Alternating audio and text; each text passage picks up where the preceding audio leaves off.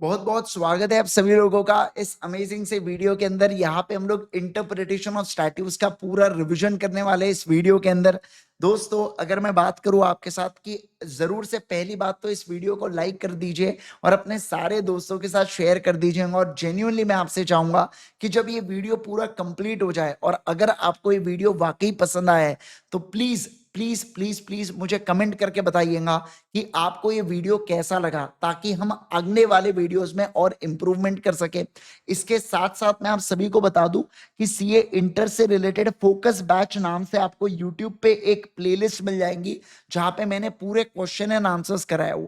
जी हाँ, सही सुना आपने, chapter wise question and answers पूरे मैंने करा दिया हूं यूट्यूब के ऊपर। आप उसको चेक कर सकते हैं और वो बहुत ही मजेदार है।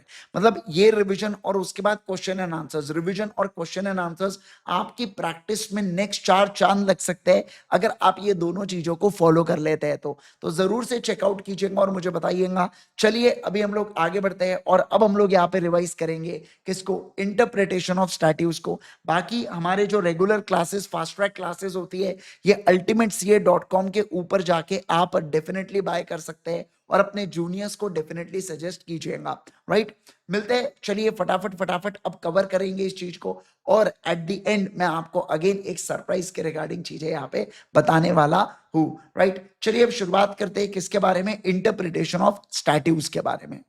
इंटरप्रिटेशन ऑफ स्टैट्यूज का अपन लोग यहाँ पे रिविजन करने वाले हैं। सबसे पहली बात तो इंटरप्रिटेशन ऑफ स्टैट्यूज का मतलब क्या होता है। इंटरप्रिटेशन ऑफ स्टैट्यूज का मतलब होता है लॉ के मीनिंग को समझना। क्या मतलब होता है, बोलो जल्दी से। लॉ के मीनिंग को समझना, इसे बोला जाता है इंटरप्रीट करना। क्या करना, इंटरप्रीट करना।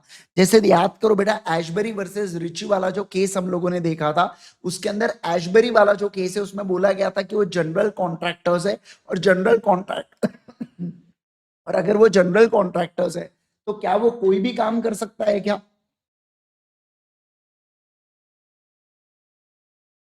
नहीं सर, वो कोई भी काम नहीं कर सकता। जनरल कॉन्ट्रैक्टर का जो मीनिंग है, ये इन्होंने इन्फर किया था कि वो मेन काम कौन सा करता है, उससे जनरल कॉन्ट्रैक्टर के शब्द को इंटरप्रीट किया गया था। बराबर है ना? Yes sir. सर ये इंटरप्रिटेशन करता कौन है? ये इंटरप्रिटेशन करता है कोर्ट ऑफ लॉ। कौन करता है बोलो? कोर्ट ऑफ लॉ करता है। अब सवाल बनता है इस इंटरप्रिटेशन की जरूरत क्या है। तो देखो, 4 चीजें हैं जिसके कारण इंटरप्रिटेशन की नीड है। एम्बिग्यूटी को रिमूव करने के लिए, मान लो सर लॉ के अंदर कोई कंफ्यूजन है, हम वो कंफ्यूजन को दूर करना चाहते हैं तो इंटरप्रिटेशन की आवश्यकता पड़ती है। सर कभी कभार अलग अलग सिचुएशन, अलग अलग फैक्ट्स दिए रहे होते हैं, तो उन फैक्ट्स एंड सिचुएशन के हिसाब से चीजों को इंटरप्रीट करना होता है। कभी कभार लॉ मेकर का इंटेंशन क्या रहा होगा लॉ बनाते वक्त, उसको समझने के लिए भी इंटरप्रिटेशन बहुत ज्यादा जरूरी होता है।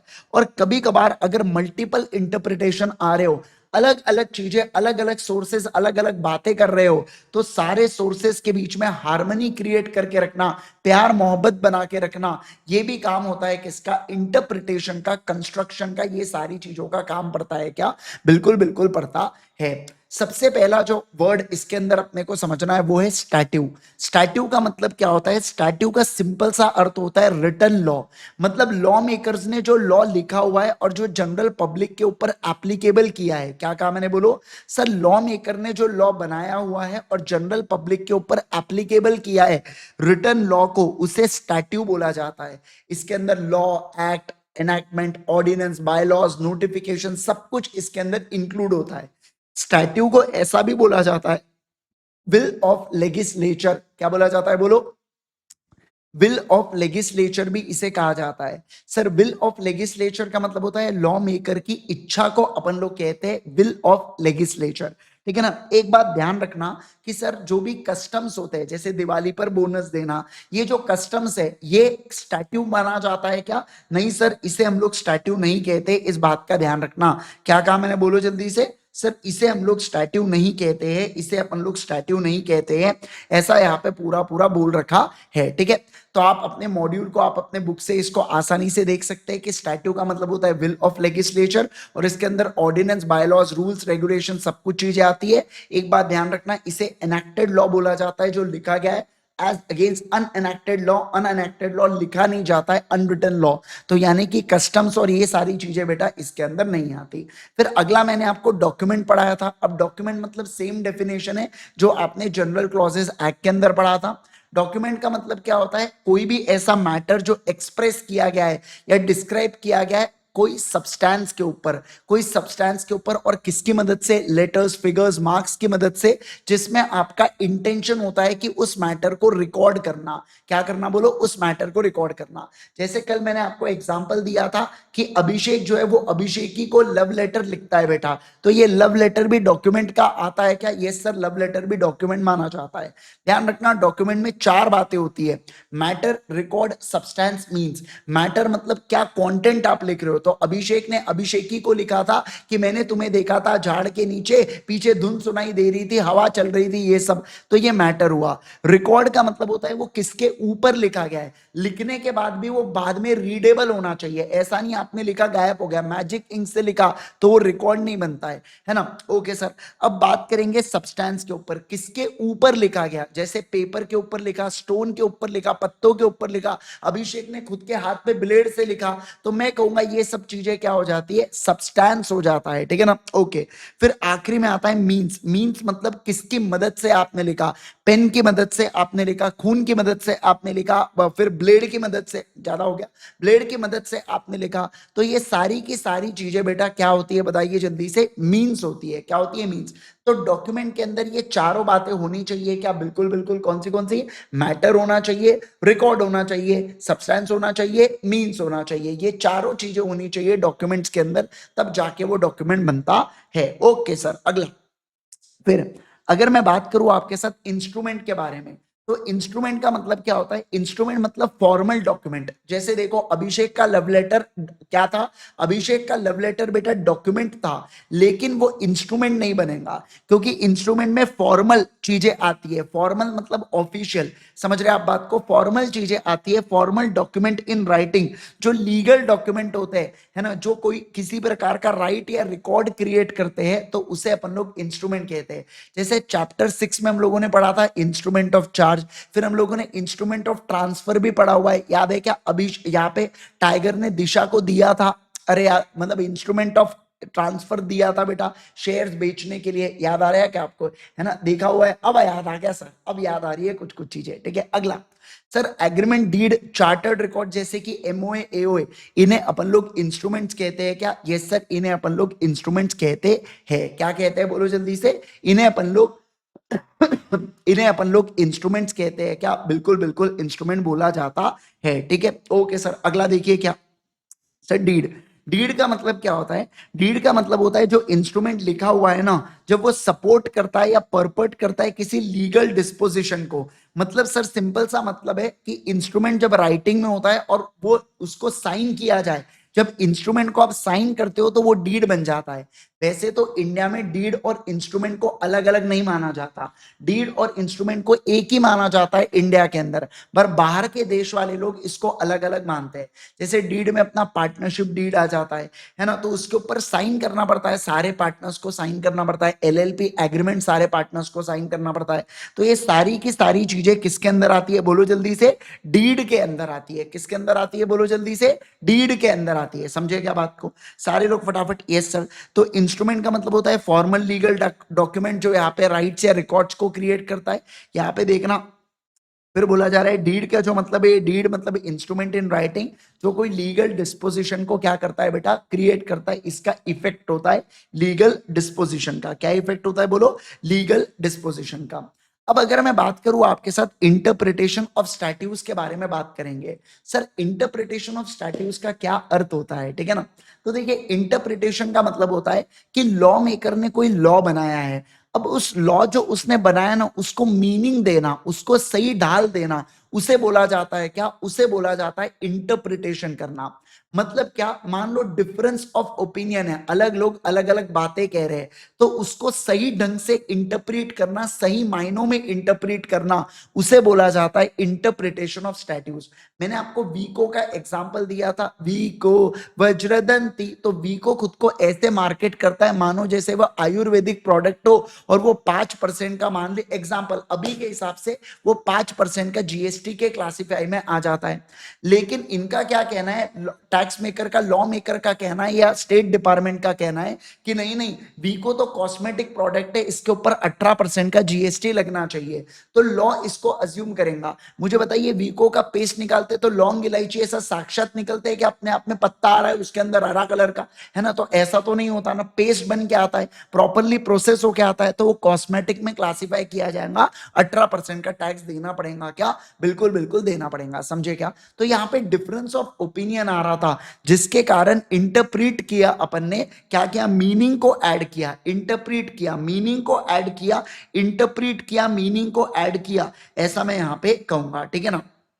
तो इंटरप्रिटेशन का मतलब क्या होता है, real meaning of the act को देना, जहां पे एम्बिग्यूटी, मतलब जहां पे कंफ्यूजन है स्टैट्यू में, क्या है बोलो जल्दी से सर, जहां पे कंफ्यूजन है स्टैट्यू में, जहां पे कंफ्यूजन है बेटा जी स्टैट्यू में, तो ऐसे केस के अंदर जहां पे कंफ्यूजन अराइज हो रहा है ना, उस केस के अंदर उसको ट्रू सेंस देना, क्या देना बोलो जल्दी से, उसको ट्रू सेंस देना, इसे क्या बोला जाता है, इसे इंटरप्रिटेशन कहा जाता है। क्या बोला जाता है बोलो जल्दी से सर, इसे इंटरप्रिटेशन का नाम यहाँ पे दिया जाता है। क्या आप इसको समझे? बोलो बोलो बोलो बोलो मेरे को जल्दी से, यस सर, इस बात को हम लोग समझ गए। अब देखो क्या, इसको इंटरप्रिटेशन को क्लासिफाई कर रखा है बेटा 4 भागों में, वैसे तो 2 भागों में, और 2 के बाद और 2, मतलब क्या कि इंटरप्रिटेशन को 2 इसमें डिवाइड करके रखा है, एक है लीगल और दूसरा है डॉक्ट्रियल। लीगल को और 2 पार्ट में करके रखा है, अथेंटिक यूजुअल, डॉक्ट्रियल को ग्रामेटिकल और लॉजिकल, ऐसे और 2 पार्ट में दे रखा है। अब देखो लीगल का मतलब क्या होता है, लीगल का मतलब होता है एक्चुअल रूल ऑफ लॉ क्या बना हुआ है, क्या कहा मैंने बोलो जल्दी से, एक्चुअल रूल ऑफ लॉ क्या बना हुआ है, मतलब लॉ मेकर क्या कहता है, लॉ मेकर क्या कहता है उसे लीगल बोला जाता है। फिर से रिपीट करूंगा मैं आपके साथ, लॉ मेकर क्या कहता है उसे एक्चुअल रूल ऑफ लॉ या उसे लीगल रूल ऑफ लॉ का नाम यहाँ पे दिया जाता है। मतलब मैं ऐसा कहूंगा, जो लॉ में लिखा है उसको एज इट इज इंटरप्रीट करना, इसे बोला जाता है लीगल रूल ऑफ इंटरप्रिटेशन, ठीक है? ओके। अब इसमें भी और 2 तरीके हैं बेटा, अथेंटिक और यूजुअल। अथेंटिक या यूजुअल का मतलब क्या होता है, जो लॉ से इंटरप्रेट किया, एज इट इज जो लॉ से आपने पढ़ा है ना, जैसे जीएसटी लॉ से आपने जो एज इट इज इंटरप्रेट किया उसे ऑथेंटिक बोलेंगे। अब जीएसटी के कोई केस स्टडीज, कोई कोर्ट ऑफ लॉ में केसेस हो रखे हैं, कोई कस्टम्स के ऊपर, कस्टम्स के आधार पर या केस लॉ के आधार पर जब आप किसी रूल को इंटरप्रेट करते हो, तो इसे बोला जाता है यूजुअल मोड ऑफ इंटरप्रिटेशन। क्या बोला जाता है बोलो, यूजुअल मोड ऑफ इंटरप्रिटेशन। जैसे हम लोग लॉ के अंदर भी कितने सारे केस लॉज देखते हैं बेटा, रॉयल ब्रिटिश बैंक वर्सेस टर्कवांट, समझ रहे क्या बात को, ये बड़ा ही फेमस केस लॉ है। तो ऐसे केस में हम लोग कहेंगे कि हमने केस लॉ से लॉ को इंटरप्रेट किया, तो इसे यूजुअल मोड ऑफ इंटरप्रिटेशन का नाम यहाँ पे दिया जाता है, ठीक है सर? अब मैं बात करूंगा यहाँ पे डॉक्ट्रियल के बारे में। किसके बारे में बोलो जल्दी से, डॉक्ट्रियल।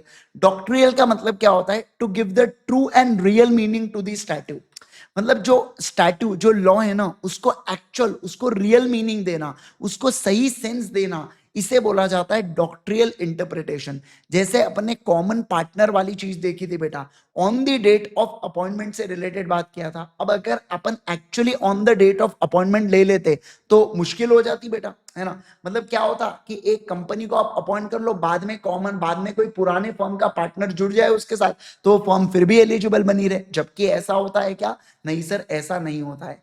तो जो लॉ में लिखा है उसके परे जाके जब आप कुछ इंटरप्रिटेशन करते हो, तो उसे बोला जाता है डॉक्ट्रियल इंटरप्रिटेशन।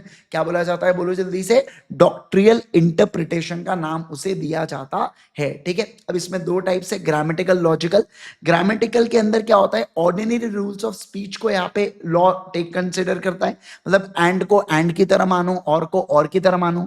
लेकिन लॉजिकल ऐसा नहीं होता, लॉजिकल जो शब्द दिए है उसके परे जाके काम करता है। मतलब आप एंड को और की तरह भी मान सकते हो, आप और को एंड की तरह भी मान सकते हो, आप सबको एज इट इज, समझ रहे हैं क्या बात को, आप सबको एज इट इज यहाँ पे मतलब जो दिया गया है एज इट इज जो दिया गया है उसके परे जाके, ओहो, उसके परे जाके जब आप क्या करते हो, उसके परे जाके जब आप इंटरप्रीट करते हो तो उसको लॉजिकल वे ऑफ इंटरप्रिटेशन बोला जाता है। क्या बोला जाता है बोलो? लॉजिकल वे ऑफ इंटरप्रिटेशन कहा जाता है। यही मैंने पूरा पूरा डिस्कस किया था यहाँ पे। जैसे लॉजिकल, जैसे ग्रामेटिकल में क्या होगा कि चाइना से इंपोर्ट करने पर बैन है, ये ग्रामेटिकल हो गया। लेकिन आप चाइना से नेपाल भिजवा रहे हो, नेपाल से इंपोर्ट कर रहे हो तो वो भी बैन हुआ ना? हाँ सर वो भी बैन हुआ। ऐसा कौन कहता है? ऐसा लॉजिकल कहता है। कौन कहता है बोलो जल्दी से? लॉजिकल कहता है। अच्छा, ये जो चार बातें बोली ना, ये जोलोविक्स ने बोली थी। किसने कहा था? जोलोविक्स ने। अब एक और है फिट्जरलैंड। फिट्जरलैंड ने भी और दो बातें कही है, मतलब लिटरल और फंक्शनल। लिटरल का मतलब होता है जो लॉ में दिया गया है एज इट इज उसको इंटरप्रेट करो, और फंक्शनल का मतलब होता है कि लॉ में जो दिया गया है उससे अगर सैटिस्फैक्टरी चीजें, ट्रू इंटेंशन ऑफ लेजिस्लेचर नहीं समझ में आ रहा है तो आप लॉ के परे जाके क्या कर सकते हो? इंटरप्रिटेशन कर सकते हो। ऐसा दिया गया है किसके अंदर? बोलिए जल्दी से। सर ऐसा दे रखा है, सभी लोग बताएंगे ना, फिट्जरलैंड के फंक्शनल के अंदर। किसके अंदर? फिट्जरलैंड के फंक्शनल के अंदर। ठीक है, अब देखो सर, अब मैं बात करूंगा कंस्ट्रक्शन के बारे में। तो कंस्ट्रक्शन का मतलब क्या होता है? कंस्ट्रक्शन का मतलब होता है रिटन लॉ, रिटन स्टैट्यूट या डॉक्यूमेंट जिससे आप ट्रू इंटेंशन ऑफ फ्रेमर्स को डिटरमाइन करना चाहते हो। मतलब क्या कि लॉ मेकर ने लॉ बनाया। अब लॉ मेकर ने जो लॉ बनाया वो क्या सोच के लॉ बनाया होगा? लॉ मेकर ने जो लॉ बनाया वो क्या सोच के लॉ बनाया होगा? उस चीज को हम लोग इंटरप्रीट करते हैं, उस चीज को हम लोग समझने की कोशिश करते हैं। उस चीज को जब हम लोग समझने की कोशिश करते हैं तो उसे क्या बोला जाता है? उसे कंस्ट्रक्शन बोला जाता है। क्या बोला जाता है बोलो जल्दी से? सर उसे मैं नाम दूंगा कंस्ट्रक्शन का। किसका नाम दूंगा बोलो जल्दी से? कंस्ट्रक्शन का नाम दूंगा। किसका नाम दूंगा बोलो? कंस्ट्रक्शन का हम लोग यहाँ पे नाम देते हैं क्या? यस सर, कंस्ट्रक्शन का नाम यहाँ पे देते हैं। ठीक है, अब देखो इंटरप्रिटेशन और कंस्ट्रक्शन में क्या डिफरेंस होता है। तो इंटरप्रिटेशन का मतलब होता है कि जो दिया गया है उसको एज इट इज सही सेंस में समझना। कंस्ट्रक्शन का मतलब होता है जो दिया गया है उसको समझना, एम्बिग्यूटी क्रिएट करता है। तो जो दिया गया है उसके परे जाके चीजों को समझना। जैसे देखो यहाँ पे, जहां पे कोर्ट एदर करता है प्लेन मीनिंग ऑफ लेजिस्लेचर को तो उसे इंटरप्रिटेशन बोलेंगे कि जो लेजिस्लेचर ने दे रखा है उसको समझना। लेकिन जहां पे हम प्लेन मीनिंग नहीं, हम ये देखते हैं कि किस सिचुएशन में ये लॉ लाया गया था, उस हिसाब से हम इंटरप्रिटेशन करते हैं तो उसे कंस्ट्रक्शन बोला जाता है। क्या बोला जाता है बोलो? कंस्ट्रक्शन बोला जाता है। तो सिंपल सी बात बता दूं, सबसे पहले आप कंस्ट्रक्शन लगाओ। कंस्ट्रक्शन से अगर सही मीनिंग निकल जाए, कंस्ट्रक्शन से अगर सही मीनिंग निकल जाए तो आप, sorry I am really sorry, सबसे पहले आप इंटरप्रिटेशन करो। इंटरप्रिटेशन से अगर सही मीनिंग निकल जाए तो आपको कंस्ट्रक्शन के पास जाने की जरूरत ही नहीं। और अगर इंटरप्रिटेशन से एब्सर्डी हो, एम्बिग्यूटी हो, कंफ्यूजन हो, आपको समझ नहीं आ रहा, पल्ले नहीं पड़ रहा, तो उस केस में आप किसके पास जाओगे? कंस्ट्रक्शन के पास जाओगे। किसके पास जाओगे? कंस्ट्रक्शन के पास जाओगे। बेसिकली इस रूल के ऊपर बेस्ड है एब्सोल्यूटा सेनेंटिया एक्सपोजर नॉन इंजेट, जो कहता है क्या? Clear words needs no explanation. कि अगर साफ साफ कोई बातें लिखी गई है तो आपको एक्सप्लेनेशन देने की जरूरत है क्या? नहीं सर, आपको कोई भी एक्सप्लेनेशन देने की जरूरत नहीं है। ओके सर, अब मैं पढ़ाने जा रहा हूं आपको रूल्स ऑफ इंटरप्रिटेशन पढ़ाने जा रहा हूं। ठीक है, सबसे पहला होता है प्राइमरी रूल ऑफ इंटरप्रिटेशन। दूसरा है बेटा सेकेंडरी रूल ऑफ इंटरप्रिटेशन।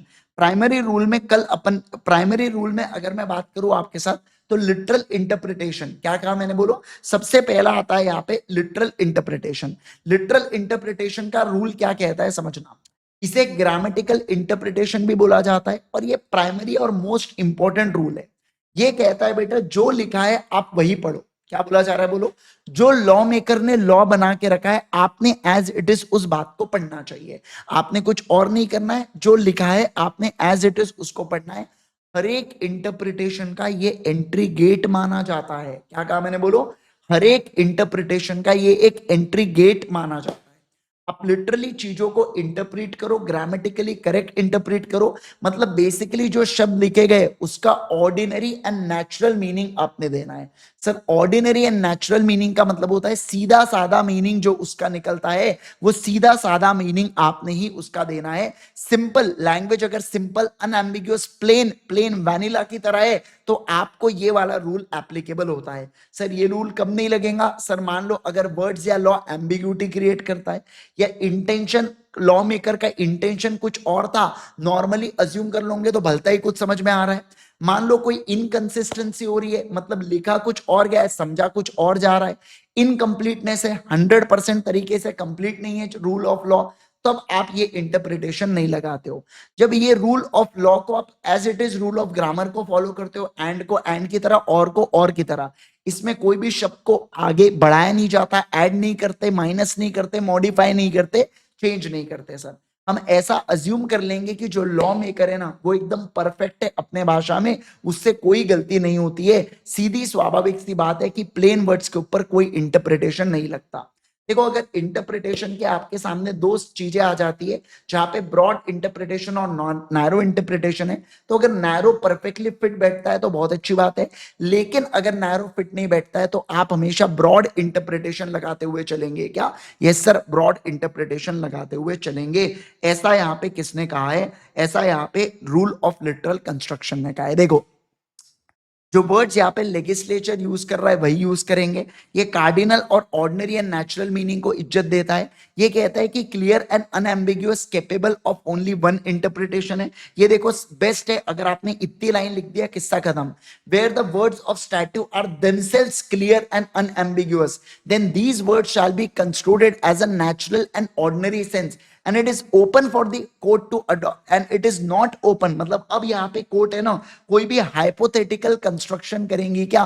नहीं सर नहीं करेंगी। इसे रूल ऑफ रियल कंस्ट्रक्शन या इसे रूल ऑफ लिटरल कंस्ट्रक्शन बोला जाता है। क्या? बिल्कुल, मतलब सिंपल सी बात है, एब्सोल्यूटा सेनेंटिया एक्सपोजर नॉन इंजर्ड, जो अपन ने कुछ देर पहले पढ़ा था कि प्लेन वर्ड्स के ऊपर कोई भी एक्सप्लेनेशन लगता है क्या? नहीं सर नहीं लगता है। फिर अपन ने कुछ देखा भी था यहाँ पे, है ना, कल याद आ रहा है आपको, डायरेक्टर्स वगैरह से रिलेटेड इंटरेस्ट या कंसर्न या फाइनेंशियल या अदरवाइज इंटरेस्ट वगैरह उनका होता है, तो ऐसे केस के अंदर आप वहां पे कर सकते हो। Sir natural and grammatical meaning का मतलब होता है जो पॉपुलर सेंस में वो शब्द यूज किया जाता है, आपने उसी का उसको मीनिंग देना है। अननेसेसरी भलता ही आड़ा टेढ़ा कुछ भी सोच के उसको मीनिंग आप दोगे क्या? नहीं सर नहीं दोगे। टेक्निकल वर्ड्स को आप टेक्निकल सेंस में ही समझिएगा। अगर टेक्निकल वर्ड्स है तो टेक्निकल शब्द ने समझो, अगर मान लो नॉर्मल शब्द है तो नॉर्मल शब्द ने समझो। कौन से कंटेक्स्ट में यूज किया है बस उस हिसाब से उसका मीनिंग डिराइव हो जाता है। क्या कहा मैंने? बोलो, उसका मीनिंग डिराइव हो जाता है। क्या आप इसको नेक्स्ट वाला रिवीजन अगर हम लोग देखेंगे तो यहाँ पे अपने को क्या पढ़ना है? रूल ऑफ रीजनेबल कंस्ट्रक्शन के बारे में हम लोग पढ़ने वाले हैं। ठीक है, रूल ऑफ रीजनेबल कंस्ट्रक्शन क्या कहता है? सुनो sir, rule of reasonable construction का क्या कहना है? सुनो ना, सुन रहे क्या? Yes, rule of reasonable construction कहता है कि कभी कभार आपको जो लिखा है ना बेटा, वो लिखा जो लिटरल मीनिंग है उससे परे जाके आपको चीजों को समझना पड़ता है। मतलब अगर आप फर्दर, मतलब इनका कहना है कि कभी कभार अगर लिटरल मीनिंग से क्लैरिफिकेशन नहीं मिल रहा है तो आप उतने ही शब्द को चेंज करो जिससे आपको क्लैरिटी मिल जाए। क्या मिल जाए? बोलो, जिससे आपको क्लैरिटी मिल जाए। जैसे देखो, ग्रामेटिकल एक्सप्रेशन अगर एब्सर्डी कंफ्यूजन क्रिएट कर रहा है तो लॉ कहता है कि आप बिल्कुल बिल्कुल डिपार्ट कर सकते हो, लेकिन उतना ही डिपार्ट करना जिससे क्या हो जाए, जिससे वो एब्सर्डी क्लियर हो जाए, जिससे वो कंफ्यूजन क्लियर हो जाए। इसे गोल्डन रूल ऑफ इंटरप्रिटेशन भी बोला जाता है, जिसका नाम है रूल ऑफ रीजनेबल कंस्ट्रक्शन, कि आप बिल्कुल परमिट है आपको कि आप अलग तरीके से इंटरप्रेट कर सकते हो, लेकिन रीजनेबली आप उतना ही डेविएट होना जितना जरूरी है, जितना आवश्यक है। मैंने आपको रेगुलर क्लास के अंदर इसका एग्जाम्पल भी दिया था, ओपीसी वाला। अब मैं अगर बात करूं आपके साथ rule of harmonious construction, rule of harmonious construction क्या कहता है बेटा? कि मान लो फॉर एग्जांपल ये कहता है कि हार्मनी क्रिएट करके रखना दो लॉ के बीच में।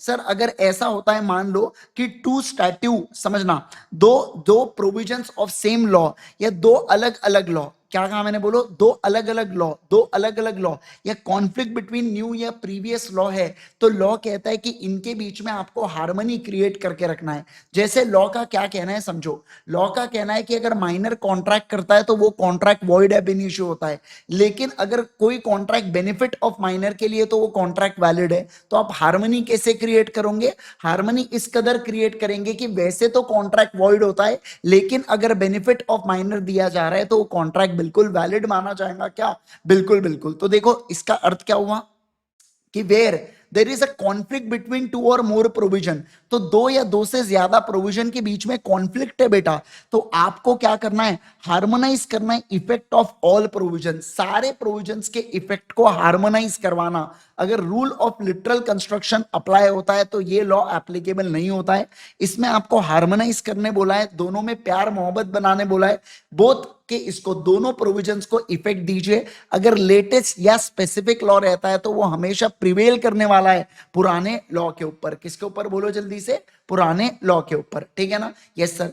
फिर उसके बाद अब आ जाएंगे मॉड्यूल में अपन ने देखा था रूल ऑफ हार्मोनियस कंस्ट्रक्शन के रिलेटेड, कि रूल लगता है जब दो प्रोविजंस ऑफ स्टैट्यू के बीच में कॉन्फ्लिक्ट हो। बेसिकली इसका इंटेंशन है कि कॉन्फ्लिक्ट को हम लोग अवॉइड करना चाहते हैं ताकि प्रॉपर कंस्ट्रक्शन होना चाहिए, सही तरीके से इंटरप्रिटेशन होना चाहिए और हार्मनी बनाए रखे। सर इसके लिए कौन सा बोला क्या है बताइए, जेनेरियस पेलिबियस नॉन डेटोरेंट। इसका मतलब होता है कि स्पेसिफिक रूल हमेशा जनरल रूल के ऊपर क्या करने वाला है, प्रिवेल करने वाला है। सर इसके अंदर अलग अलग बातें भी अपन ने देखा था, जैसे सब्जेक्ट टू। सब्जेक्ट टू का मतलब क्या होता है, जैसे फॉर एग्जांपल यहां पे देखे रखा है कि सेक्शन 13 में आप चेंजेस कर सकते हो कंपनी के नाम में, सब्जेक्ट टू सेक्शन 4 के। तो इसका मतलब हुआ सबसे पहले इज्जत सेक्शन 4 को देना और उसके बाद सेक्शन 13 के सुनना। मतलब इसका कैसा है कि खाना खा लो, लेकिन अगर फूफा जी ने खाना खाया होगा तो मतलब पहले इज्जत फूफा जी को देना और फिर आपको इज्जत मिलेंगी, ठीक है। ओके अगला देखो, नॉट विथस्टैंडिंग का मतलब क्या होता है। नॉट विथस्टैंडिंग का मतलब होता है बाकी कुछ जगह अगर कुछ लिखा हो तो उसको मत छेटो, उसके ऊपर ध्यान मत दो। जैसे not withstanding anything given in the clause, इसका मतलब क्या है कि जो मैं बोल रहा हूं ना, बस मैं जो बोल रहा हूं वो सुप्रीम है। अगर इस चीज से रिलेटेड कहीं पे भी कुछ दे के रखा है ना, उसके तरफ ध्यान मत दो, उसको शेटो मत बेटा, क्या मत करो, उसके तरफ ध्यान मत दो, उसको शेटो मत, ऐसा इसका अर्थ होता है। विदाउट प्रिजुडाइज का मतलब क्या होता है, उसको परेशान मत करना। समझ रहे बात को। इसमें आपने बोला भी था कि सर किसी ने बुक पढ़ लिया तो वो क्या सोचेगा, इसका अर्थ होता है विदाउट प्रिजुडाइज का, कि जैसे देखो विदाउट डिस्टर्बिंग द प्रोविजन, दूसरे प्रोविजन को परेशान किए बगैर मैं जो बोल रहा हूं मेरी सुनो। मतलब यहां पे इज्जत किसको मिल रही है, सबसे पहले अपने को मिल रही है और उसके बाद अपन दूसरे प्रोविजन को देंगे। मतलब दूसरे प्रोविजन को छेटने का नहीं, अपन अपना काम करके निकल जाएंगे। क्या, यस सर निकल जाएंगे, ऐसा इसका अर्थ यहां पे होता है, ठीक है सर। अगला अब बात करेंगे मिस्चिफ रूल, हेडन्स केस या रूल ऑफ बेनिफिशियल कंस्ट्रक्शन। देखो क्या होता है, अगर आप लिटरल इंटरप्रिटेशन करते हो ना और उससे बात नहीं बनती है तो लॉ मेकर का कहना है कि आपने सोचना चाहिए लेजिस्लेचर के पॉइंट ऑफ व्यू से। मतलब आपने ये सोचना चाहिए कि लॉ मेकर ने ये लॉ क्या सेंस में बनाया होगा, क्या सोच के ये लॉ बनाया गया होगा, आपको ये सोचना चाहिए। क्या करना चाहिए बोलो, आपको ये लॉ सोचना चाहिए, मतलब आपको ऐसा सोचना चाहिए। जैसे मैंने आपको एग्जांपल भी दिया था कि लीगल अबॉर्शन डॉक्टर ही कर सकता है, लेकिन नर्स ने ड्रग्स दिया तो उसको पनिश नहीं करते। समझना बात को, क्योंकि वो डॉक्टर के इसमें आया। ये क्यों बनाया गया था, ताकि बाकी जो लोग है बेटा, कोई भी एरा गहरा नत्तू गहरा बाकी चीजें कर रहा है, ऐसी सब चीजें नहीं होनी चाहिए, ठीक है। तो देखो आपको क्या बोला गया, स्टैट्यू जो है ना वो इंटेंडेड रिजल्ट नहीं दे रहा है, तो आप शब्दों को एक्सटेंड कर सकते हो ताकि वो इंटेंडेड मीनिंग दे। क्या दे बोलो, ताकि वो इंटेंडेड मीनिंग दे। अब एप्लीकेबल कब होता है, जब एक्चुअल लॉ डिफरेंट हो और इंटेंशन अलग हो। एक्चुअल लॉ कुछ भलता ही बन गया और इंटेंशन आपका कुछ और था, तो आप एक्सटेंड कर सकते हो मीनिंग रिक्वायर्ड को और एम्बिगुअस वर्ड्स को हटा सकते हो।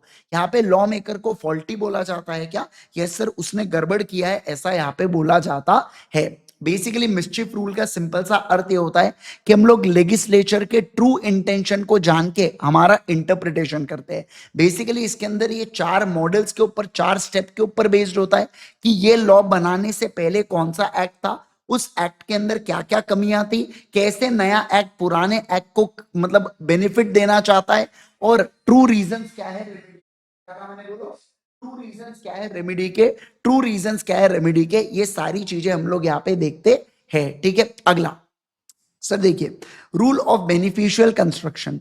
रूल ऑफ बेनिफिशियल कंस्ट्रक्शन का मतलब क्या होता है कि कभी कभार जो है ना, स्ट्रिक्टली स्पीकिंग ये एक रूल नहीं है, ये बस एक मेथड है बेटा इंटरप्रीट करने का, वो भी थोड़ा सा लिबरल तरीके से।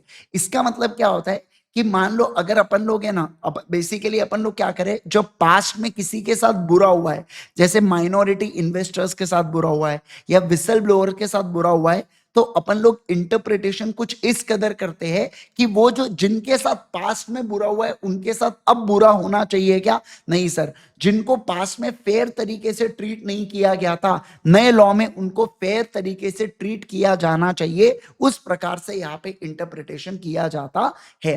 रूल ऑफ एक्सेप्शनल कंस्ट्रक्शन का अर्थ क्या होगा sir? Rule of exceptional construction का मतलब होता है जहां पे जो स्टैट्यू है हमारा, जो लॉ बनाया गया है, वो अगर हमारा इंटेंडेड मीनिंग नहीं दे रहा है तो हम लोग कुछ शब्द को एलिमिनेट कर सकते हैं। क्या कर सकते हैं बोलो? कुछ शब्द को हम लोग गायब कर सकते हैं, एलिमिनेट कर सकते हैं, ताकि वो अच्छा रिजल्ट दे, ताकि वो प्रॉपर रिजल्ट दे। जैसे कंपनी में be form for lawful purpose, ऐसा सेक्शन 3 कहता है। अब ये मे शब्द को हमने एलिमिनेट किया था और उसके जगह शाल इंटरप्रीट किया था, तो इसे क्या बोला जाता है? रूल ऑफ एक्सेप्शनल कंस्ट्रक्शन बोला जाता है। क्या बोला जाता है बोलो? रूल ऑफ एक्सेप्शनल कंस्ट्रक्शन बोला जाता है। तो sir rule of exceptional construction में आप चीजों को एलिमिनेट कर सकते हो ताकि आप सेंसिबल मीनिंग दे पाओ। क्या दे पाओ बोलो? ताकि आप यहाँ पे सेंसिबल मीनिंग दे पाओ। अब जैसे इसके अंदर एंड और आता है, तो एंड का मतलब होता है कि पहले कोई फ्रेज है और बाद में कोई फ्रेज है, तो दोनों को साथ में देखना। जैसे शर्ट एंड पैंट आप पहनते हो, मतलब दोनों पहनते हो। शर्ट और पैंट मतलब एक तो शर्ट या तो पैंट है ना, उसे के लिए और यूज किया जाता है, बराबर। लेकिन कभी कभार एंड को आप और की तरह भी ट्रीट करते हो। जैसे चैप्टर नंबर 11 में जो फॉरेन कंपनी की डेफिनेशन है, उसमें हम लोगों ने देखा है क्या कि place of business in India and having business activity in India, तो उस एंड को हमने और की तरह इंटरप्रीट किया था क्या? बिल्कुल बिल्कुल किया था, ठीक है ना। तो ये इस ऐसा यूज किया जा सकता है क्या? डेफिनेटली किया जा सकता है, और को भी एंड की तरह यूज यहाँ पे किया जा सकता है।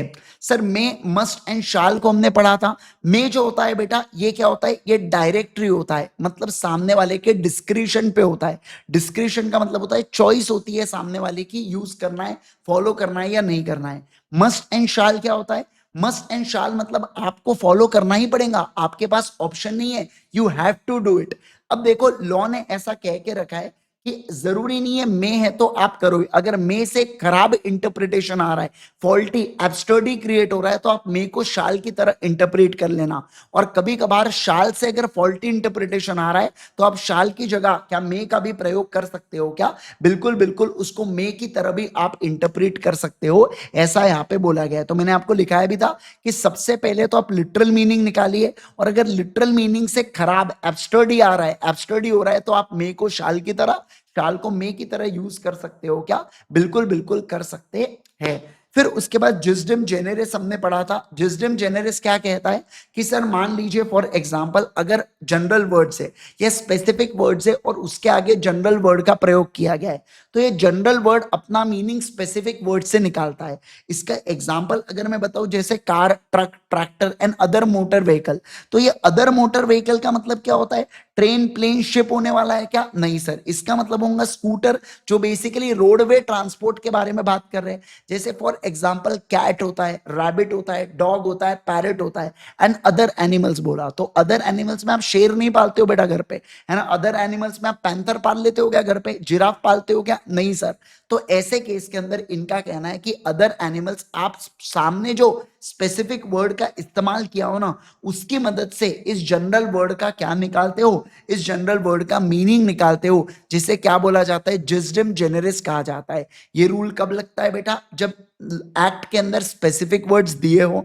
दूसरा एन्यूमरेशन, ये जो स्पेसिफिक वर्ड्स दिए हैं ये कैटेगरी के हो, कैटेगरी अपने आप में एग्जॉस्टिव नहीं होनी चाहिए। फिर ये एन्यूमरेशन के आगे जनरल वर्ड होना चाहिए, और जनरल वर्ड डिफाइन नहीं है, तब जनरल वर्ड का यहाँ पे क्या निकलता है? जनरल वर्ड का यहाँ पे निकलता है स्पेसिफिक वर्ड से रेफरेंस। लेकिन इसके कुछ एक्सेप्शन है। सर मान लो पहले जनरल आ गया, बाद में स्पेसिफिक आ गया, तो अप्लाई नहीं होगा।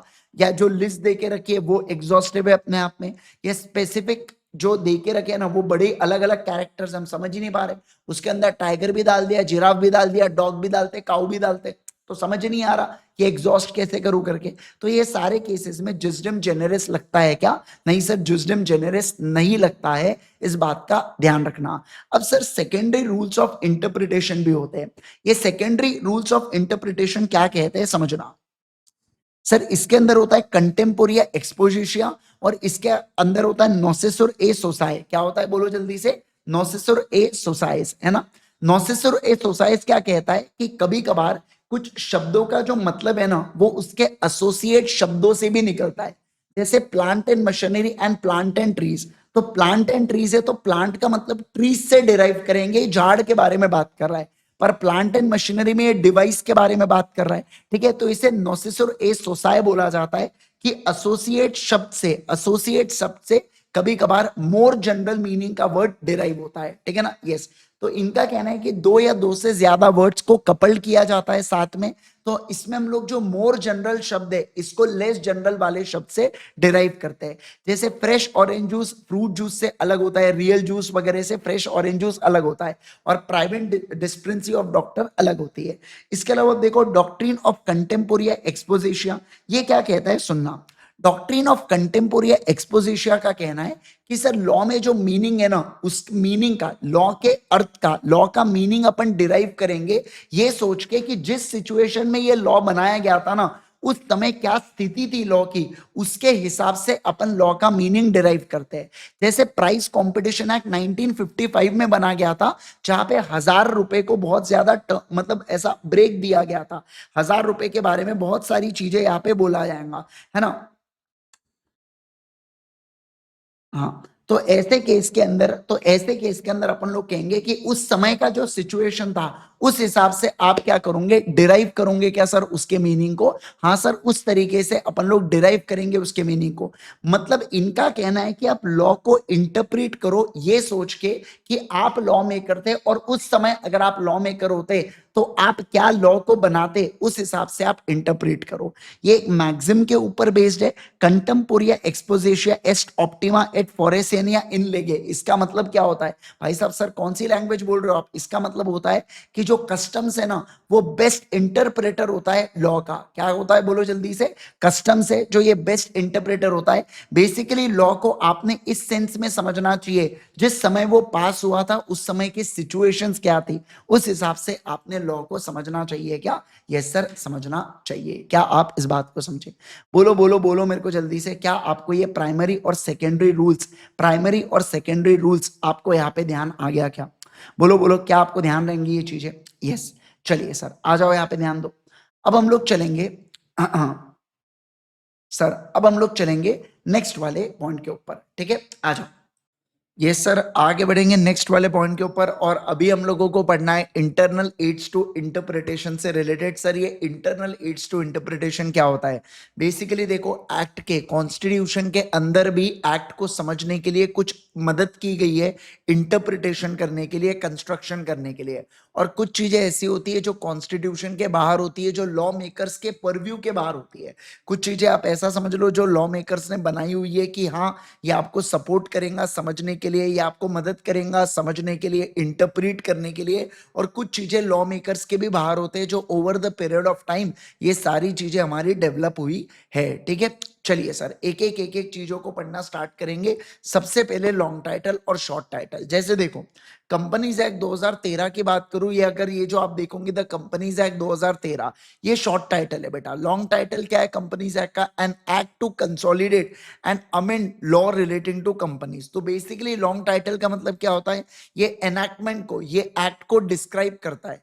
शॉर्ट टाइटल का काम है केवल एक्ट को आइडेंटिफाई करना। जैसे कंपनीज एक्ट 2013 ये हुआ एक्ट को आइडेंटिफाई करना। और लॉन्ग टाइटल का काम क्या होता है, लॉन्ग टाइटल का काम होता है उसको डिस्क्राइब करना। क्या करना बोलो जल्दी से, उसको डिस्क्राइब करना। समझ रहे हैं क्या बात को। सो बेसिकली क्या होता है कि लॉन्ग टाइटल के अंदर सोप होता है। सोप मतलब क्या होता है यहाँ पे, स्कोप ऑब्जेक्ट और पर्पस, स्कोप ऑब्जेक्ट और पर्पस, स्कोप ऑब्जेक्ट और पर्पस होता है एक्ट का। ये सेम चीज आपको प्रियम्बल में भी देखने मिलती है। सोप आपको देखने को मिलता है बट प्रियम्बल में काफी डिटेल में कॉम्प्रिहेंसिवली चीजें कवर्ड होती है। जैसे देखो सर प्रियम्बल, ये सारी चीजें अपन ने ऑलरेडी जनरल क्लॉसेस एक्ट के अंदर वैसे देखा हुआ है।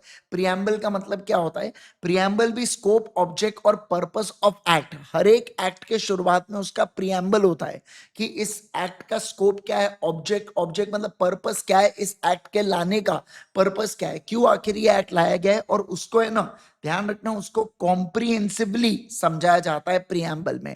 मतलब थोड़ा सा डिटेल में समझाया जाता है प्रियम्बल में, ठीक है ना। यस, ये जो प्रियम्बल है बेटा, ये एक्ट का पार्ट माना जाता है। क्या माना जाता है बोलो? ये एक्ट का पार्ट माना जाता है। इसके सिग्निफिकेंस क्या है? इसको हम लोग यूज कर सकते हैं कंस्ट्रक्शन के लिए, इंटरप्रिटेशन के लिए। ये ध्यान रखना कि ये प्लेन है, समझना, ये ओवरराइड नहीं करता plain provision of the act को। मतलब क्या, अगर एक्ट के अंदर कोई बात लिखी गई है बेटा और उससे लिटरली उसका मीनिंग समझ में आ रहा है, मतलब जो बहुत ही इजीली उसका अर्थ अपने को समझ में आ रहा है, तो क्या प्रियम्बल उसको ओवरराइड करता है क्या? नहीं सर, नहीं करता है। समझ रहे हैं आप बात को? Yes sir. अगर मान लो हम इसे कब देखते हैं? जब सर लैंग्वेज ऐसी कुछ लिखी गई है जिससे हमें कंफ्यूजन हो रहा है, जिससे हमें मतलब समझ में नहीं आ रहा है, मतलब एब्सर्डिटी या कंफ्यूजन क्रिएट हो रहा है ना, तब जाके हम लोग क्या करते हैं? प्रियम्बल को रेफर करते हैं। क्या करते हैं बोलो जल्दी से? प्रियम्बल को रेफर करते हैं। यस, तो हमने क्या देखा कि सर बेसिकली ये कब यूज किया जाता है प्रियम्बल? जब अगर मान लो सर प्लेन लैंग्वेज है तो आप प्लेन का ही प्रयोग कीजिए, फिर तो एज इट इज आपको इंटरप्रिटेशन करना बड़ा ही इजी हो जाता है। लेकिन अगर लैंग्वेज ही कंफ्यूजिंग है तब जाके आप रेफर करते हो किसको? प्रियम्बल को। अदरवाइज आपको क्या प्रियम्बल को रेफर करना है क्या? नहीं सर, अदरवाइज हमें प्रियम्बल को रेफर नहीं करना है। इस बात का आपको ध्यान रखना होगा, ठीक है? चलिए सर अगला देखो। क्या sir? Heading and title of the chapter. Sir ये heading and title of the chapter का मतलब क्या होता है? देखिए बेटा, जैसे कंपनीज एक्ट की अगर मैं बात करूं तो कंपनीज एक्ट में चैप्टर्स होते हैं। आपको भी 11 चैप्टर्स है बेटा, 10 तक तो आपका as it is chapter number same है। लेकिन फिर जो चैप्टर नंबर 11 आपके किताब में एक्चुअल में वो कंपनीज एक्ट में चैप्टर नंबर 22 है, बराबर है ना? फॉरेन कंपनीज वाला, ठीक है? ओके। अब जैसे चैप्टर 6 की मैं बात करूं तो रजिस्ट्रेशन ऑफ चार्जेस। अब ये क्या हुआ बेटा? Heading and title of the chapter हुआ। ये क्या दर्शाता है? बेसिकली चार्ज से रिलेटेड जितने भी सेक्शंस दे के रखे हैं कंपनीज एक्ट में, उन सारे सेक्शन को ग्रुप करके एक हेडिंग के अंदर डाल दिया गया है, और वो हेडिंग का नाम है चैप्टर का नंबर। तो देखो क्या, number of it section refer to the particular subject, इसको ग्रुप टुगेदर, इसको ग्रुप कर दिया गया है, और चैप्टर्स का नाम दे दिया गया है, हेडिंग्स का नाम दे दिया गया है सर। इसे बोला जाता है heading and title of the chapter. Marginal notes का मतलब क्या होता है? जैसे मार्जिनल नोट्स का मतलब होता है, आप लोगों ने पढ़े होंगे, अब जैसे effect of registration of charge करके, है ना? ऐसा अपन लोग पढ़ते हैं। अभी ये सेक्शन नंबर होता है, जैसे सेक्शन नंबर 141 है, qualification and disqualification with respect to auditor. अब मैं आपको सही मायने में बताऊं तो ये जो सेक्शन की हेडिंग है ना, ये कोई लॉ में सेक्शन की हेडिंग नहीं है, इसे मार्जिनल नोट्स बोला जाता है। लॉ में तो सेक्शन 141 ही है, बट सेक्शन बेसिकली क्या, कि एक सेक्शन की समरी क्या है, एक सेक्शन की मोटा मोटी तौर पर बर्ड्स आई व्यू क्या कहता है एक सेक्शन का, उसे मार्जिन में लिखा जाता है, जिसे मार्जिनल नोट्स बोला जाता है। ये आपने लॉ वगैरह के अंदर, लॉ बोल रहा हूं, टैक्स वगैरह के अंदर ये चीजों को आपने डेफिनेटली पढ़ा होगा, ठीक है? तो मार्जिनल नोट्स का मतलब क्या होता है? ये समरीज या साइड नोट्स होते हैं, जो ऑफन फाउंड कहां पे फाइंड होते हैं? देखो, side of the section, section के साइड्स में पड़े आपको दिखते होते हैं, जो क्या बताते हैं? Sum of the effect of the section. तो बेसिकली वो सेक्शन क्या कहना चाहता है, उसका एक समअप, उसका एक प्रकार से ऐसा बर्ड्स आई व्यू आपको दिया जाता है। ये एक्ट का पार्ट नहीं होता है बेटा, ये पार्लियामेंट वगैरह कुछ इसको पास नहीं करते, ये बस आपके और मेरे मदद के लिए वहां पे मेंशन्ड होता है। क्या? यस सर, आपके और मेरे मदद के लिए ही वहां पे चीजें दी जाती है। क्या आप इस बात को समझे? सारे लोग जल्दी से बताएंगे मेरे को, क्या आप लोग इस बात को समझे क्या? यस, चलो डन। अगला, अब अगर मैं बात करूं आपके साथ, अब मैं आपको डेफिनेशनल सेक्शन के बारे में बताऊंगा या इंटरप्रिटेशन क्लॉजेस। आपने अक्सर देखा होगा बेटा, क्या देखा है सर हम लोगों ने? जैसे कंपनीज एक्ट का सेक्शन नंबर 2 है, तो कंपनीज एक्ट का सेक्शन नंबर 2 बहुत सारे डेफिनेशंस के बारे में बताता है। अब बेसिकली ये डेफिनेशंस का क्या मतलब है, कि जो जो कंपनीज एक्ट में शब्द यूज होने वाले हैं, उन शब्दों का क्या मतलब है, ये सेक्शन 2 के अंदर बता दिया जाता है, ये सेक्शन 2 के अंदर बोला जाता है। समझे क्या आप बात को? यस सर, ठीक है ना? तो बेसिकली इनका क्या कहना है, ये प्रॉपर की प्रोवाइड करते हैं इंटरप्रिटेशन ऑफ एनैक्टमेंट के लिए। मतलब एक्ट के अंदर हमने जो शब्दों का प्रयोग किया है, वो शब्दों का क्या मतलब है, ठीक है? और ये लैंग्वेज को शॉर्टन करते हैं। आप सोच के देखो बेटा, हर जगह जहां पे भी सब्सिडरी या होल्डिंग कंपनी वर्ड आता, हर जगह ये लंबी चौड़ी डेफिनेशन दी होती। क्या आपको मजा आता लॉ पढ़ने में? नहीं। तो जो जो रिपीटेटिव शब्द होते हैं ना, उसके बारे में डेफिनेशन सेक्शन 2 में दे दी जाती है, ताकि वो बार बार रिपीट ना हो, और इससे लैंग्वेज क्या हो जाए, शॉर्टन लैंग्वेज हो जाए, रिपीटेशन ऑफ वर्ड्स नहीं होना चाहिए, इसलिए। तो देखो रूल क्या है बेसिकली, सबसे पहले तो अगर एक्ट के अंदर डेफिनेशन है तो उसकी सुनो, या एक्ट के अंदर डेफिनेशन ही है पर वो एक्ट किसी दूसरा एक्ट को रेफर करता है उसकी सुनो, या वो भी नहीं है बेटा तो तीसरा यहाँ पे बोला जाता है क्या, फिर बोला गया है कि जो भी डिक्शनरी मीनिंग है आपने वो ले लेना चाहिए क्या, बिल्कुल बिल्कुल ठीक है ओके। अब आगे बढ़ूंगा मैं, नेक्स्ट मैं आपके साथ बात करूंगा कंस्ट्रक्शन ऑफ द डेफिनेशन के रिगार्डिंग। जिस तरीके से डेफिनेशन बनाई जाती है उसके अंदर अलग अलग प्रकार के शब्दों का प्रयोग किया जाता है। जैसे डेफिनेशन कभी कभार रिस्ट्रिक्टिव भी होती है, कभी कभार डेफिनेशन एक्सटेंसिव डेफिनेशन होती है, एक्सटेंसिव मतलब बहुत सारी चीजों को इंक्लूड करती है, सिमिलर चीजों को। कभी कभार एम्बिग्युअस डेफिनेशन होती है, या कभी कभार definition subject to contrary context. मतलब क्या होता है बेसिकली इसका सब चीजें जानेंगे, आओ पहले पढ़ना चालू करते हैं रिस्ट्रिक्टिव डेफिनेशन से। ये सेम जनरल क्लॉजेज एक्ट में जो आप लोग पढ़ते हो ना एज इट इज वैसी की वैसी डेफिनेशन है, जो मैंने आपको जनरल क्लॉजेज एक्ट में कराया था ये बिल्कुल वैसी है, बस मैं आपको एक बार क्विकली रिवाइज करवा देता हूं। जैसे देखो, अगर डेफिनेशन में मीन शब्द का प्रयोग किया जाता है, मीन्स है ना, तो मान लो फॉर एग्जांपल जैसे company means company incorporated under this act या any of the previous company law. तो बस जो हमने बोल दिया ना, ये दो चीजों के बारे में बोला ना, बस ये दो ही चीजें कंपनीज एक्ट के अंदर या कंपनीज में आ सकती है। इसके अलावा इसके जैसी कोई भी सिमिलर चीजें कंपनीज में आएंगी क्या, नहीं सर नहीं आएंगी।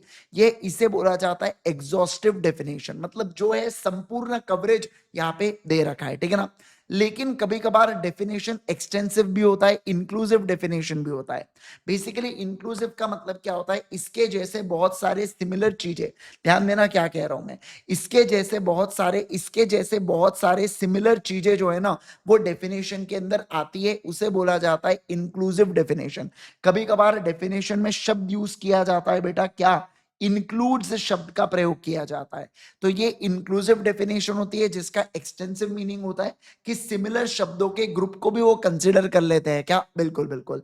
सर अगर मीन्स एंड इंक्लूसिव तो अगेन यहाँ पे एग्जॉस्टिव डेफिनेशन होती है, लेकिन टू अप्लाई और टू इंक्लूड वाली बात है तो एक्सटेंसिव डेफिनेशन मानी जाती है क्या, बिल्कुल बिल्कुल। सर ये एम्बिग्युअस डेफिनेशन का मतलब क्या होता है, देखो एम्बिग्युअस डेफिनेशन का मतलब होता है कभी कभार कुछ शब्दों का मतलब है ना हम लोग आइसोलेशन में समझेंगे तो हमें नहीं समझ में आएगा, लेकिन वो किसी के साथ में पढ़ेंगे तो अपने को उसका मतलब ज्यादा अच्छे से समझ में आता है।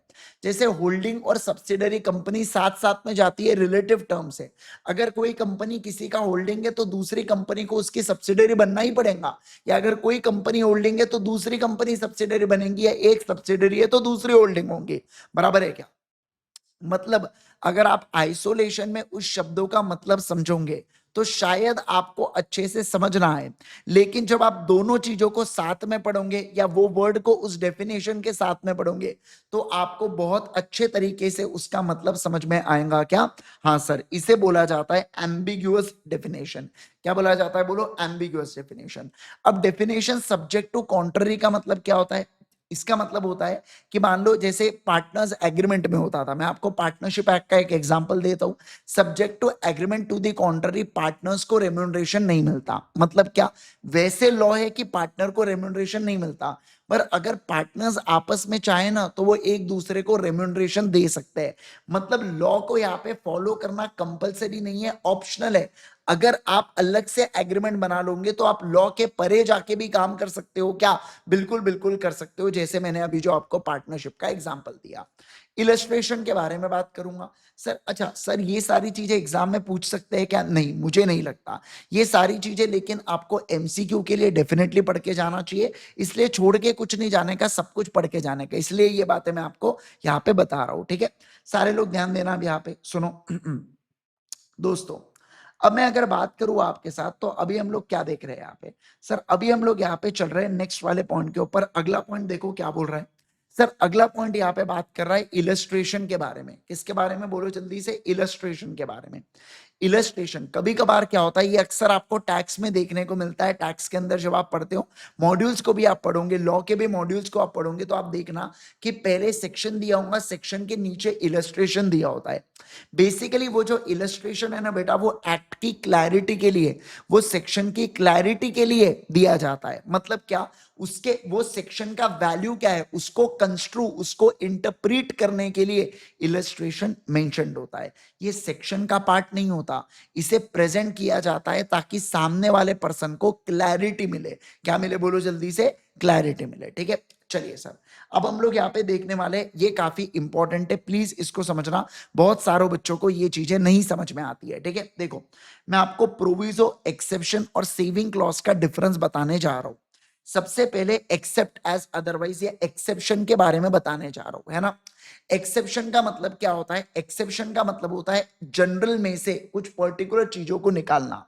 जैसे आप याद करोगे तो प्राइवेट कंपनी के डेफिनेशन में बोला गया है total number of members should not exceed 200, ऐसा बोला गया है। एक्सेप्ट जॉइंट मेंबर्स को एक ही काउंट करना, या प्रेजेंट या पास्ट एम्प्लॉय तो काउंट मत करना। मतलब क्या हुआ सर? जनरल बात लिखी थी, उसमें से कुछ पर्टिकुलर चीजों को अलग करना था, तो एक्सेप्ट शब्द का प्रयोग किया जाता है। प्रोविजो का मतलब क्या होता है? प्रोविजो का मतलब क्या होता है? देखो, proviso use to remove special cases from general and provide them specially. मतलब क्या होता है? देखो सर, ये जनरल के इसमें क्या था, हमने जनरल में से कुछ स्पेसिफिक केसेस को निकाल दिया और हम जनरल के बारे में बात कर रहे थे। इसमें क्या हो रहा है? जनरल में से स्पेसिफिक को निकाला, लेकिन स्पेसिफिक के बारे में बात कर रहे हैं हम लोग। क्या कर रहे हैं बोलो? स्पेसिफिक के बारे में बात कर रहे हैं। देखो, स्पेसिफिकली इनके बारे में बात कर रहे हैं जहां जिसके सामने प्रोवाइडेड दैट लिख के आता है। मतलब बेसिकली जनरल में से कुछ चीजों को अलग किया और अलग करके उनको और डिस्क्राइब किया, इसलिए प्रोवाइडेड दैट शब्द का प्रयोग यहाँ पे किया जाता है। ठीक है ना? यस, जैसे देखो सब्सिडरी की डेफिनेशन में आपको प्रोवाइडेड दैट शब्द देखने को मिलता है, जहां पे वो कहता है कि एक होल्डिंग कंपनी अपने किसी दूसरे सब्सिडरी के थ्रू भी किसी कंपनी में मोर देन 50% का होल्डिंग जमा ले, तो उसे भी अपन लोग क्या कह देते हैं? उसे भी अपन लोग यहाँ पे सब्सिडरी कंपनी कह देते हैं। मतलब स्पेसिफिकली उस पॉइंट के ऊपर हाईलाइट किया इन्होंने। ओके सर, देखो फिर क्या बोला? Saving clause. सेविंग क्लॉज का मतलब क्या होता है? जो ऑलरेडी एग्जिस्टिंग लॉ है ना, हम उसको डिस्टर्ब नहीं कर रहे हैं। मतलब कहीं और कुछ और भी लिखा होगा ना, तो उसकी भी सुनना, हमारी भी सुनना, दोनों के इफेक्ट को हार्मोनाइज करना। सेव एज अदरवाइज क्लॉज का मतलब होता है कहीं और दूसरे जगह लिखा है और हम जो बोल रहे हैं दोनों के बीच में तालमेल बैठा देना, अगर दो चीजें आती है तो। अगर दो, किसी को काटा काटी मत करना, ऐसा इनका कहना है। ठीक है, देखो हाँ, तो प्रोवाइडेड दैट में क्या होता है? Effect of the proviso is to qualify the preceding enactment. ऊपर जो बातें लिखी है उसको काटना, उसको अलग करना जनरल में से, और स्पेसिफिकली उसके बारे में बात करना। ठीक है, एक्सेप्शन क्लॉज जो है इसको ये लगाया जाता है जब हम पर्टिकुलर केसेस पे रोकने से कुछ करना चाहते हैं, और सेविंग क्लॉज के ऊपर हम लोग क्या करना चाहते हैं? डिस्ट्रक्शन ऑफ सर्टन राइट्स या रेमेडीज या प्रिविलेजेस ऑलरेडी जो एग्जिस्टिंग होती है ना, हम उसको डिस्ट्रक्ट नहीं करना चाहते। मतलब अगर कहीं और भी कुछ चीजें आ गई तो दोनों के बीच में हम लोग हार्मोनाइज क्रिएट करते हुए चलेंगे। क्या? यस सर, हार्मोनाइज हम लोग करते हुए चलेंगे लॉ को। अब मैं एक्सप्लेनेशन के बारे में बात करूंगा। देखो क्या होता है, कभी कभार लॉ में कुछ छोटी मोटी लाइनें लिखी होती है। ठीक है, तो उन छोटी मोटी लाइनों को ज्यादा डिटेल में क्लैरिफाई करने के लिए एक्सप्लेनेशन उसके नीचे दिया होता है। क्या दिया होता है बोलो? एक्सप्लेनेशन दिया होता है। बेसिकली लॉ को डिटेल में एक्सप्लेन करने के लिए एक्सप्लेनेशन होता है। जैसे प्रोविजन कुछ कह रहा है तो उसी को डिटेल में क्लैरिफाई करता है एक्सप्लेनेशन। कौन क्लैरिफाई करता है? एक्सप्लेनेशन। देखो यहाँ पे क्या, ये एक एडिशनल सपोर्ट की तरह होता है। ये कोई स्टैट्यूटरी राइट वगैरह नहीं ले सकता, ये बस डिटेल में चीजों को क्लैरिफाई कर देता है ना? समझना, ये मीनिंग और इंटेंट ऑफ द एक्ट को बताता है। क्या बताता है? देखो पहले वाले केस में इलस्ट्रेशन में कंफ्यूजन हो रहा था तो ये समझाता है, इसमें कंफ्यूजन नहीं है, बस सामने वाले को ज्यादा क्लैरिटी मिल जाए इसलिए एक्सप्लेनेशन में चीजों को डाल दिया जाता है। क्या? बिल्कुल बिल्कुल। अब ये आपको पता है शेड्यूल्स क्या होते हैं? तो शेड्यूल एक art part of the act होता है। इसके अंदर बहुत सारे जैसे फॉर्मेट्स होते हैं, जैसे बैलेंस शीट वगैरह के फॉर्मेट शेड्यूल 3 के अंदर दिया है। ऐसे कुछ कुछ चीजें शेड्यूल्स के अंदर मेंशन्ड होती है। क्या? बिल्कुल। सर मुझे बताइए, अगर शेड्यूल के बीच में और इनके बीच में झगड़ा हो गया तो जीतेगा कौन? क्या कहा मैंने? बोलो सर, अगर शेड्यूल के बीच में और एक्ट के बीच में झगड़ा हो गया तो जीतने कौन वाला है? हमेशा बात ध्यान रखना, एक्ट प्रिवेल करेगा। कौन प्रिवेल करेगा? बोलो एक्ट प्रिवेल करेगा। कौन प्रिवेल करेगा? बोलो एक्ट प्रिवेल करेगा।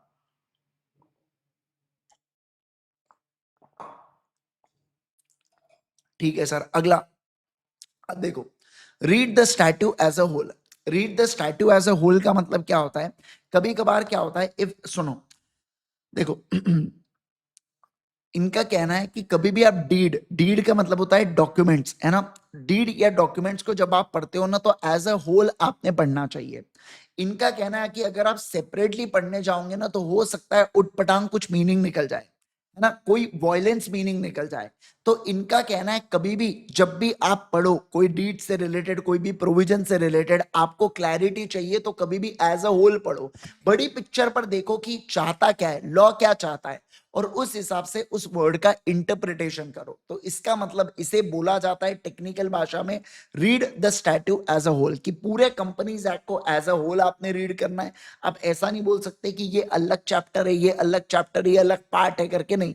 माना कि अलग अलग चैप्टर्स, अलग अलग पार्ट है, लेकिन वो एज अ होल पूरे कंपनी लॉ को बना रहे हैं क्या? यस सर, वो पूरे कंपनी लॉ को बना रहे हैं, ठीक है, ऐसा इनका कहना है। अब कुछ एक्सटर्नल एड्स है जो बहुत ही फालतू है, जैसे हिस्टोरिकल सेटिंग्स का मतलब क्या होता है? इनका कहना है कि आप हिस्ट्री में जाके देखो जिस समय लॉ बनाया गया था उस समय क्या स्थिति थी लॉ बनाने की, ताकि आपको यह समझे कि किस इंटेंशन से लॉ बनाया गया। अगला, consolidating statute in previous law, जैसे कंपनीज एक्ट की बात करूं 2013 में आए हैं, तो 1913 1956 के एक्ट्स को कंसोलिडेट करके ये आता है। अब मैं आपको एक बात बताऊं क्या, अभी भी कई जगह बेटा इनकम टैक्स एक्ट 1961 में बोला जाता है कि बुक प्रॉफिट्स को जब आप कैलकुलेट करते हो ना तो कंपनीज एक्ट 1956 के हिसाब से करना। अब 1956 तो खत्म हो गया, तो इनका कहना है देखो अगर 2013 में बुक प्रॉफिट्स के बारे में बताया तो तुम उसको मान लेना, वहां पे नहीं है तो 1956 में जो दिया गया है ना उस हिसाब से आप क्या कर लेना, कैलकुलेट कर लेना। ओके सर, अगला बात करूंगा यूसेज। यूसेज का मतलब क्या होता है कि इतने समय से, जैसे 2013 से लेके अब तक जो एक्ट आ रहा है ना, तो लोगों ने जो इसका यूज किया है तो समय के साथ साथ इसका मीनिंग भी डिटरमाइन होता है ना, कि समय के साथ साथ लोग एक परिभाषा डेवलप करते हैं, समय के साथ साथ लोग एक्ट को फॉलो कर लेते हैं, अडॉप्ट कर लेते हैं। तो इनका क्या कहना है? इनका यह कहना है कि कैसे समय के साथ साथ ये एक्ट को फॉलो किया गया है लोगों के द्वारा, उसको देखो, उसके ट्रू मीनिंग को समझो। ये भी चीजें आपको मदद करती है इंटरप्रिटेशन के लिए। किसके लिए बोलो जल्दी से? इंटरप्रिटेशन के लिए। जैसे कई जगह होता है दिवाली पूजा पर उतनी छुट्टियां नहीं होती, वहां पे छठ पूजा पर होती है, या वहां पे नवरात्रि के समय ज्यादा छुट्टियां होती है, तो ऐसा अलग अलग। तो ये यूसेज मतलब समय के साथ साथ जो बोनस कब देना है उसको डिटरमाइन यहाँ पे कर लिया गया क्या? यस सर, कर लिया गया। अब अर्लियर एक्ट या एनालॉगस एक्ट का मतलब क्या होता है? इसका बेसिकली अर्थ ये है बेटा कि मान लो अगर हमारे नए एक्ट में कुछ, जैसे कंपनीज एक्ट 2013 में कोई चीज से रिलेटेड क्लैरिफिकेशन नहीं है, पर 1956 में पूरा पूरा क्लैरिफिकेशन था, तो इनका कहना है आप उस एक्ट से चीजों को बोरो कर लो या उस एक्ट से चीजों को लेके आ जाओ। पहले तो खुद के एक्ट में देखो या अपने ही एक्ट के पुराने वर्जन में देखो, या तीसरा ध्यान देना, अगर कोई दूसरे एक्ट का रेफरेंस लिया गया है तो उस एक्ट से उतनी ही चीज बोरो करना जितना हम रेफरेंस में दे रहे हैं। ऐसा नहीं पूरा एक्ट उठा के ला लिया आपने। जैसे कंपनीज एक्ट में सिक्योरिटी की डेफिनेशन नहीं दी है बेटा, उन्होंने बोला है कि सिकरा के डेफिनेशन से ले लो, तो आप उतना ही पोर्शन लेना जितने डेफिनेशन के पर्पस के लिए सही बैठता है, उससे ज्यादा का आप लेंगे क्या? नहीं सर, उससे ज्यादा का आप नहीं लेंगे। ऐसा इस एक्ट के अंदर, ऐसा यहाँ पे अर्लियर या लेटर एक्ट्स के अंदर यहाँ पे चीजें बोली गई है। क्या आप इस बात को समझे क्या? यस। अच्छा, ध्यान रखना, कभी भी ओल्ड एक्ट या लेटेस्ट एक्ट कौन प्रिवेल करता है? लेटेस्ट एक्ट प्रिवेल करता है। ध्यान रखना, हमेशा लेटेस्ट एक्ट प्रिवेल करता है। कई बार इनका कहना है कि डेफिनेशन नहीं दी होती है तो आप डिक्शनरी मीनिंग जनरल सेंस में क्या मतलब है आप वो देख सकते हो। फिर यहाँ पे फॉरेन लॉज, फॉरेन डिसीजंस भी होते हैं। इनका कहना है कि जब आप पूरा के पूरा एक्ट आप बाहर के देशों का चुरा सकते हो तो बाहर के फॉरेन डिसीजन भी ले लो, जैसे सैलोमैन सैलोमैन हो गया, जैसे ब्रिटिश ट्रांसपोर्ट कमीशन वाला केस लॉ हो गया, ऐसे बहुत सारे केस लॉ से आप बाहर के देशों के भी उठा सकते हो क्या? बिल्कुल बिल्कुल उठा सकते है। ठीक है, ये बहुत ही जनरल जनरल और फालतू बातें देखी थी, पर ठीक है, एक बार अपन ने सारी चीजों को एक बार पढ़ लिया, एक बार समझ के रख लिया, तो over the period of time आप एमसीक्यू वगैरह आते हैं तो आप सॉल्व कर सकते है। अब ध्यान देना है यहाँ पे रूल्स ऑफ इंटरप्रिटेशन या कंस्ट्रक्शन ऑन डीड्स या डॉक्यूमेंट्स। तो इनका कहना है कि जब भी आप डीड्स या डॉक्यूमेंट्स को पढ़ते हो, जब भी आप डीड्स या डॉक्यूमेंट्स को समझते हो, तो ऐसे केस के अंदर क्या रूल्स ऑफ इंटरप्रिटेशन रहने वाले हैं, क्या रूल्स ऑफ कंस्ट्रक्शन रहने वाले हैं, जरा इसके बारे में बताइए। तो देखो क्या इनका कहना है, सबसे पहली बात, अब डीड को एज अ होल आपने पढ़ना चाहिए जब आपको उसको ट्रू मीनिंग आपको डिटरमाइन करना है। तो सेवरल सेवरल क्लॉजेस भी आप पढ़ रहे हो ना, और मान लो सेवरल क्लॉजेस में झगड़े हो रहे हैं, तो आप उसके बीच में हार्मनी क्रिएट करते हुए चलेंगे। क्या? यस सर, हार्मनी क्रिएट करते हुए चलेंगे, ऐसा यहां पे बोला जा रहा है। ठीक है, ओके। अब गोल्डन रूल ऑफ कंस्ट्रक्शन क्या है कि एसर्टेन करो इंटेंशन ऑफ पार्टीज क्या है, ताकि उसका ऑर्डिनरी और नेचुरल मीनिंग समझ सके। मतलब क्या, इनका बेसिकली कहना है कि अगर जब भी जैसे पार्टनरशिप डीड आप देख रहे हो, तो पार्टनर्स ने आपस में क्या डिसाइड किया है, इससे आपको पार्टनर्स का इंटेंशन पता चलता है। तो आप इंटेंशन को डिटरमाइन कर सकते हो। क्या कर सकते हो बोलो? आप इंटेंशन को डिटरमाइन कर सकते हो। कौन से सेंस में? नेचुरल सेंस में आप इंटेंशन को डिटरमाइन कर सकते हैं। ओके सर, अब देखिए ये सबसे ज्यादा जबरदस्त बात है। इनका क्या कहना है कि डॉक्यूमेंट के अंदर अगर कोई अर्लियर प्रोविजन है तो वो हमेशा प्रिवेल करेगा लेटेस्ट प्रोविजन के ऊपर। इनका कहना है कि दो क्लॉजेस है सेम डॉक्यूमेंट के, और उनके बीच में आप कॉन्फ्लिक्ट को रिजॉल्व करो, लेकिन ध्यान रखना जो पहले आया है क्लॉज वो हमेशा हमेशा ओवरराइड करेगा बाद में आने वाले क्लॉज को। मतलब डॉक्यूमेंट एक लिखा हुआ है बेटा, ठीक है, अब डॉक्यूमेंट में कोई एक पॉइंट पे, कोई तीसरे पॉइंट पे, कोई 13वें पॉइंट पे, तो इनका कहना है कि पहला वाला पॉइंट हमेशा हमेशा क्या करेगा? प्रिवेल करेगा। क्या? Yes sir. इनका कहना है कि मान लो अगर इनके बीच में कॉन्फ्लिक्ट भी हो जाता है तो आप क्या क्रिएट करोगे? सारे क्लॉजेस में हार्मनी क्रिएट करोगे। बस इतना बोलते हुए चला है, ठीक है। तो आज के लिए यहाँ पे हो जाती है अपनी सारी चीजें समाप्त। फोकस बैच यूट्यूब के ऊपर मैंने लिया था, जिसके अंदर मैंने क्वेश्चन एंड आंसर्स को करवाया हूं। प्लीज इंटरप्रिटेशन ऑफ स्टैट्यूज के पूरे क्वेश्चन देख के चले जाना, आपको सेम क्वेश्चंस आपके एग्जाम के अंदर मिलने वाले हैं, राइट। किसी को जरूर से मुझे कमेंट सेक्शन के अंदर इन्फॉर्म करना क्या आपको इस रिवीजन लेक्चर की मदद से बेनिफिट हुआ या नहीं हुआ, और लाइक जरूर करना वीडियो को। और अगर आपको वीडियो जेन्युइनली पसंद आया है तो प्लीज अपने दोस्तों के साथ इसे शेयर कीजिएगा, ताकि वो भी इंटरप्रिटेशन ऑफ स्टैट्यूज को आसानी से रिवाइज कर पाए, right. Thank you so much once again everyone. हमारी सारी क्लासेस ultimatca.com के ऊपर अवेलेबल है बेटा। Fast track batches, regular batches, सब कुछ अवेलेबल होती है, राइट। तो आप जरूर से उसको भी चेकआउट कर सकते हैं। Thank you so much once again, bye bye, take care everyone.